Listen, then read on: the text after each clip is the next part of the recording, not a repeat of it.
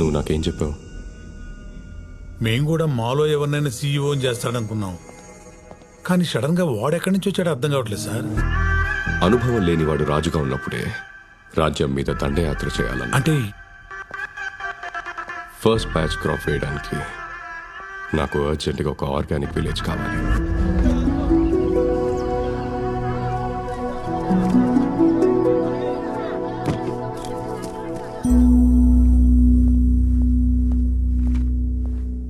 Madam, కంపెనీకి courier ఇచ్చింది.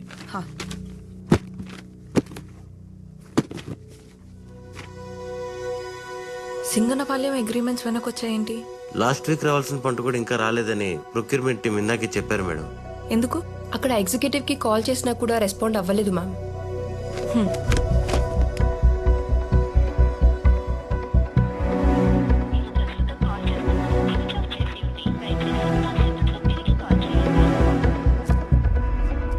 ఇప్పుడు ఎలా సార్? సార్ ఒక్క ఊరు గురించి ఆలోచించి అంత వరి ఇవ్వాల్సిన అవసరం లేదు సార్. ఆ ఊరు లేనంత మాత్రాన బలరాం, ఒక ఊరు కాదు, ఒక ఎకరం కూడా విలువైనదే. రామరాజుకి ఫోన్ చేశారా? స్విచ్ ఆఫ్ వస్తుంది సార్. ఏదో తప్పు జరిగి ఉండాలి. వెళ్ళి కలవండి. Yes sir. Okay sir. భీష్మను కూడా తీసుకెళ్ళండి.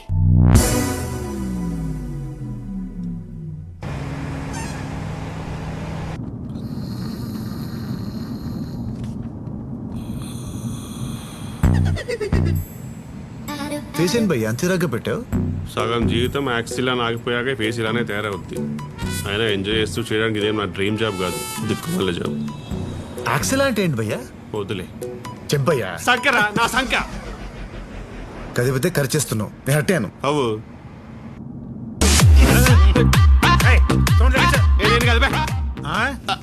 నేను కాదు సార్. నాకు ప్రాబ్లం ఉంది సార్. ముందు కూర్చుంటే చెయ్యి ఆటోమేటిక్ గా వాల్యూమ్ మీదకి వెళ్ళిపోద్ది. ఇలా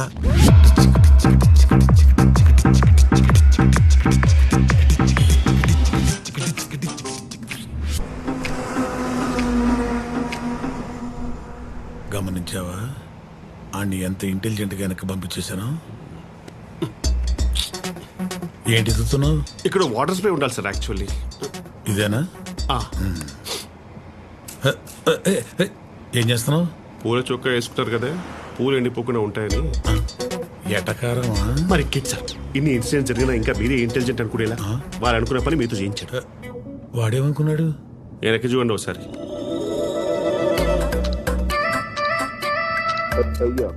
వాడేంట్రా అమ్మాయిని అలా చూస్తున్నాడు?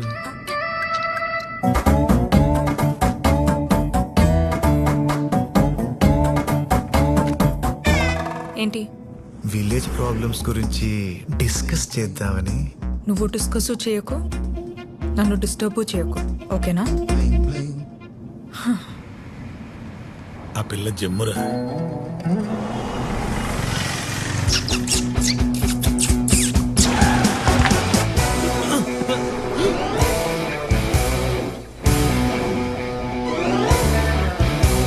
ఏంటి?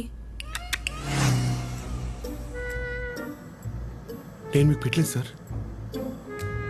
సర్లే. అమ్మతో చెప్పారు కదా, పోనీ.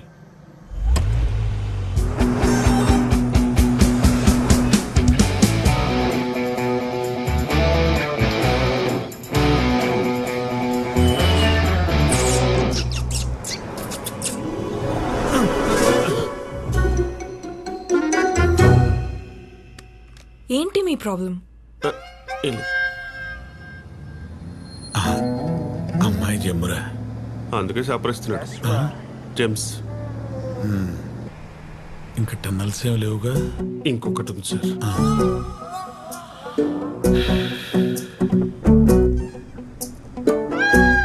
ఇంకా టన్నెల్ రాలేదు,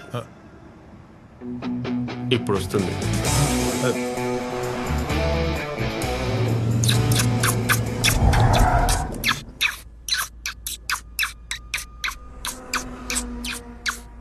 వేలు అరిగిపోతే ఆఫ్ అని చెప్పండి సార్.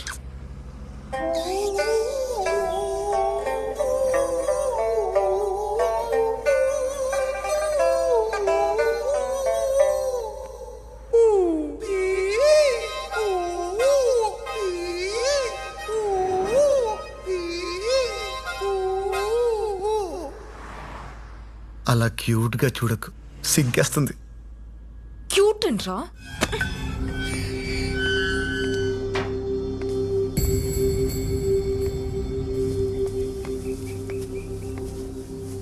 అయ్యా, రాజుగారిని ఒక్కసారి. రాములు చెప్పినా మళ్ళీ మళ్ళీ వస్తే ఎలా? ఆయన మనసు ఏం బాలేదయ్యా. అది కాదయ్యా, ఒక్కసారి. ఇబ్బంది పెట్టకు, వెళ్ళిపో.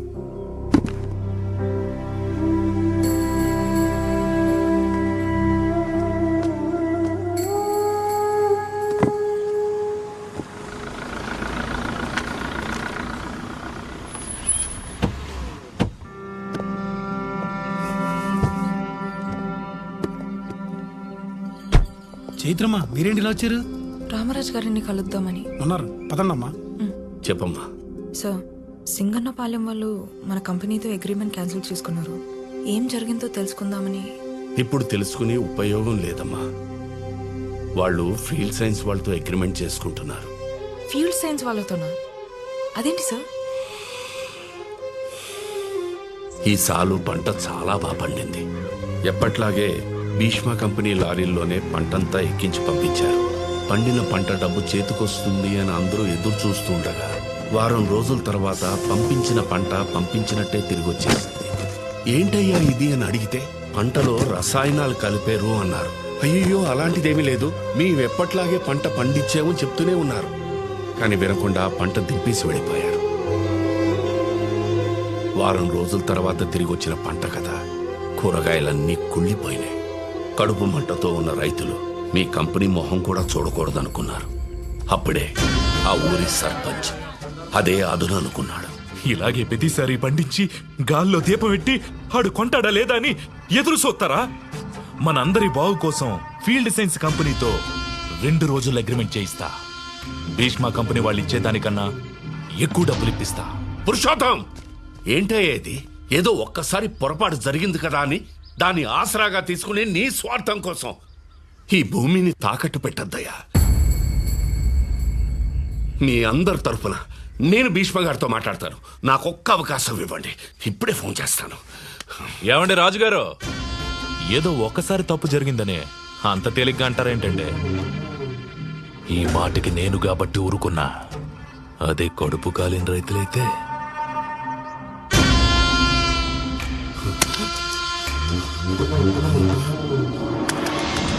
పొలాల కోసం రైతుల్ని మభ్యపెట్టి ఆ ఊరి సర్పంచ్ ఫీల్డ్ సైన్స్ వాళ్ళు కలిసి ఆడుతున్న నాటకం అమ్మా ఇది. నాకు తెలిసి ఇవాళే సంతకాలు కూడా పెట్టించుకుంటున్నారు. భీష్మ గారికి తెలిస్తే ఈ వయసులో ఈ గొడవల మధ్య ఎక్కడొచ్చేస్తారు అని ఫోన్ కూడా చేయలేదు. పదండి సార్, అక్కడికి వెళ్దాం. కాసేపు బయట ఉంటావా ప్లీజ్? చైత్ర, నేను చెప్పేది విను ప్లీజ్. ప్లీజ్.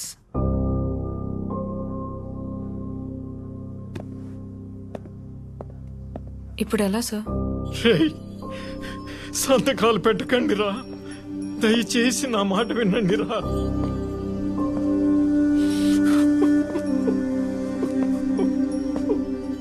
తాత, ఎందుకు ఏడుస్తున్నావు?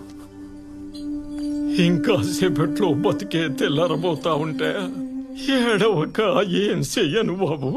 7 ఏళ్ల క్రితం నా కొడుకు పొలంలో పురుగు మందు పిచికరిసేత్తూ ఊపిరాడక చచ్చిపోయాడు. నా కొడుకులా ఏ కొడుకు సావకూడదని, భూమి తల్లి ఈసంగా మారకూడదని మా ఊళ్ళో మొట్టమొదటిసారి సేంద్రియ వ్యవసాయం మొదలు పెట్టారు బాబు.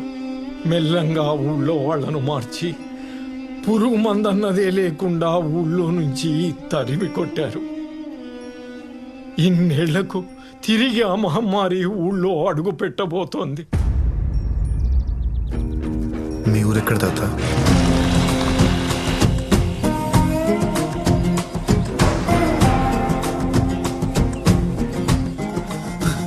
అయ్యా, కొత్త సీఈఓ గారు రాములు తీసుకుని సింగన్నపాలెం వైపు వెళ్తున్నారు.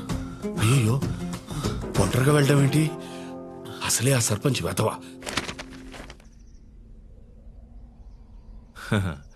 మా రైతులు చాలా నమ్మకస్తులు సార్, తేడా ఉండదు. మీరు స్టాంప్ వేసేయండి.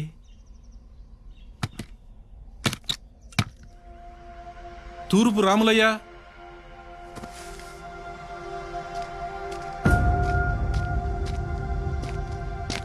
ముద్ర ఇక్కడే.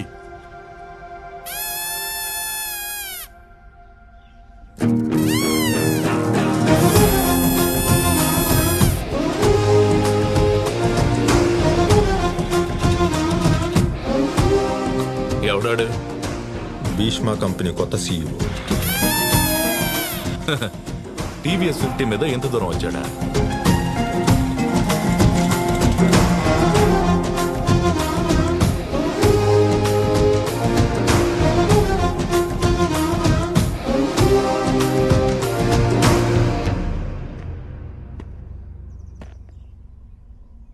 ఇన్నేళ్ళు ఆనందంగా చూసుకున్న మీ భీష్మ కంపెనీ ఈ ఏడు మిమ్మల్ని ఏడిపిస్తుందంటే ఎలా నమ్మారు?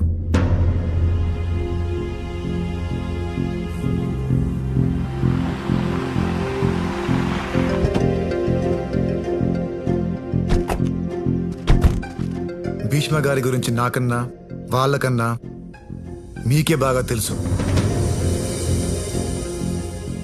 నష్టపోయిన ప్రతి రైతుకి న్యాయం చేయడానికే నన్ను ఇక్కడికి పంపించారు. దయచేసి తొందరపడి ఎలాంటి నిర్ణయాలు- బాబు, ఆల్రెడీ పెళ్ళైపోయిన అమ్మాయికి మళ్ళీ సంబంధం మాట్లాడకూడదు, తప్పు. వీళ్ళందరూ ఫీల్డ్ సైన్స్ అగ్రిమెంట్ల మీద వేలు ముద్దలు గుద్దేశారు. ఈడే ఆఖరోడు.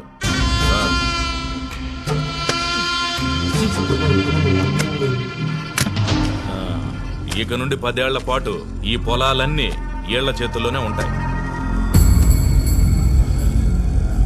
అయిపోయిందమ్మా, అంతా అయిపోయింది.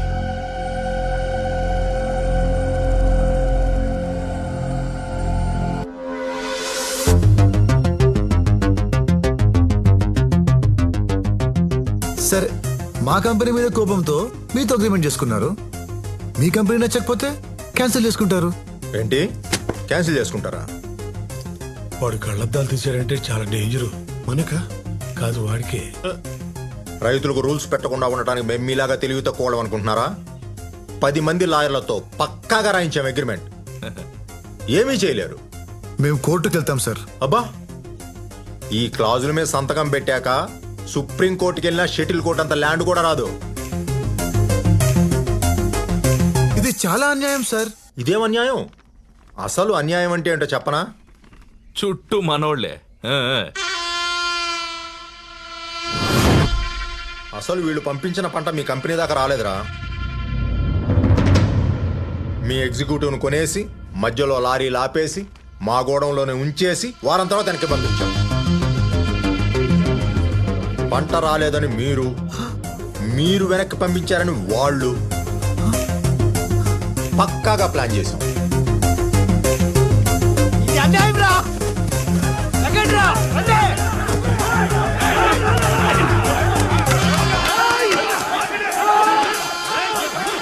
సర్దేండ్రా, సార్ సిటీ దాకా వెళ్ళాలి.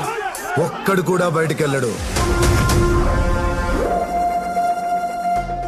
అయ్యయ్యో, సంతకాలు చేసేసాం, వేలుముద్రలు వేసేసాం, ఇప్పుడు ఎలా అని ఎవ్వరూ బాధపడకండి. ఎందుకంటే మీ అగ్రిమెంట్లతో ఇక్కడి నుంచి ఒక్కడు కూడా బయటికి వెళ్ళడు.